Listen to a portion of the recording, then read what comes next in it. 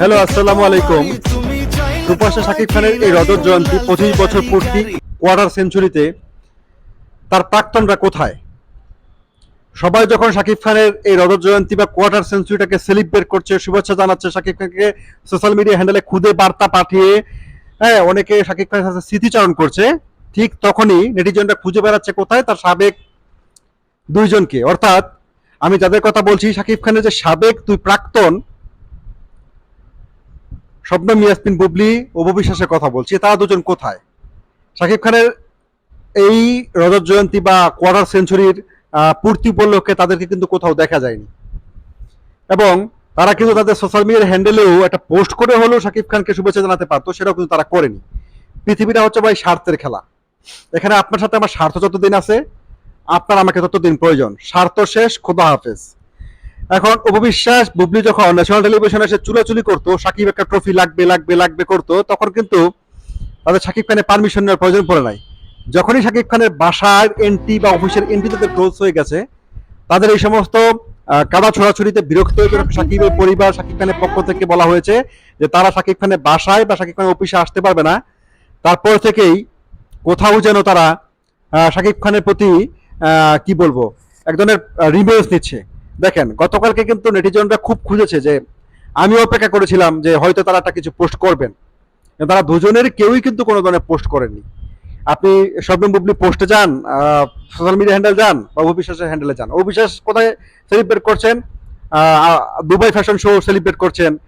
বুবলিকে দেখলাম তিনি দেশের মধ্যেই আছেন, অথচ তিনি, যাই হোক, শবনম ইয়াসমিন বুবলি জোয়ারের জলে এসেছিলেন বেশে, তিনি যে বাটার টানে চলে যাবে সেটা জানা ছিল। কিন্তু অবিশ্বাস, তিনি তো 12 বছর একসাথে ক্যারিয়ার কাটিয়েছেন, তিনি 70 থেকে 75টা সিনেমা শাকিব খানের সাথে করেছেন, এবং 8 বছর সংসার করেছেন। সুতরাং মান অভিমান থাকবেই, কিন্তু ভালোবাসাটা তো কমার ছিল না। অবিশ্বাসের পক্ষে শাকিব খানের এই রজত জয়ন্তী বা এই কোয়ার্টার সেঞ্চুরিতে অবিশ্বাসের কাছ থেকে এটা আশা করিনি। অভিভক্তরা হয়তো আমার প্রতি ক্ষিপ্ত হতে পারেন, কিন্তু আমি আপনাদেরকে বলছি, অবিশ্বাসের কাছ থেকে সত্যি এটা আশা করিনি। অবিশ্বাস শাকিব খানের এই রজত জয়ন্তী সেলিব্রেশনে থাকবে না, বা তিনি একটা সোশ্যাল মিডিয়া হ্যান্ডেলে এটা খুদে বার্তা পোস্ট করেনি, এটা আমাকে আপসেট করেছে। কারণ অবিশ্বাসী বলেছে তিনি লাল শাড়িতে শাকিব খান তাকে হেল্প করেছে, শাকিব খানের ব্যবসার শুভেচ্ছা দ্রুত করেছিল অবিশ্বাসকে। অবিশ্বাসকে কিন্তু যথেষ্ট স্পেস শাকিব খান দিয়েছিল, কিন্তু অবিশ্বাসের উচিত ছিল মুখটা বন্ধ রাখা। কিন্তু তিনি মুখটা বন্ধ না রেখে তিনি কোথাও যেন বুবলিকে কাউন্টার দিতে গিয়ে শাকিব খানের পরিবারের কাছে একটা ছোট হয়ে গেছেন। কারণ শাকিব খানের পরিবারের একটা খুব ভ্যালুয়েবল জায়গায় অবিশ্বাস ছিলেন, কিন্তু সাম্প্রতিক সময়ের কাদা ছড়াছড়ির কারণে অবিশ্বাস একটা বিষাক্ত হয়ে গেছেন শাকিব খানের পরিবারের কাছে। সেই কারণে হয়তো বা অবিশ্বাস আবেগে হোক, বা অবিশ্বাস অভিমান করেই হোক, বা অবিশ্বাস রাগ যেভাবেই হোক না কেন, অবিশ্বাস কিন্তু শাকিব খানের রজত জয়ন্তীটা স্কিপ করে গেছেন। যেটা সারা বাংলাদেশের মিডিয়া, সারা বিশ্ব মিডিয়াতে যেটা প্রচারিত হয়েছে। কারণ একটা সুপারস্টার, একটা মেগাস্টার, একটা ইন্ডাস্ট্রিতে 25 বছর কাজ করে যাওয়া, এবং তার সেই স্টারডমটাকে ওই একই জায়গায় রেখে কাজ করাটা, এটা কিন্তু একটা মাইলস্টোন।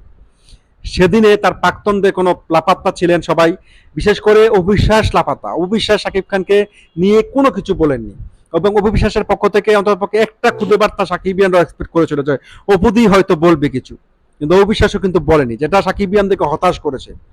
এবং বিশেষ করে আমি হতাশ হয়েছি। আমি আশা করেছিলাম যে অপুদি হয়তো ফাইনালি কিছু একটা বলবেন, হয়তো তিনি শাকিব খানের জন্য একটা সোশ্যাল মিডিয়াতে একটা পোস্ট করে হলেও তিনি শাকিব খানকে শুভেচ্ছা জানাবেন, কিন্তু সেটা তিনি জানাননি।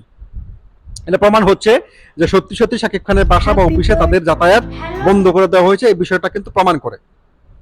ঠিক আছে, ভালো থাকবেন সবাই।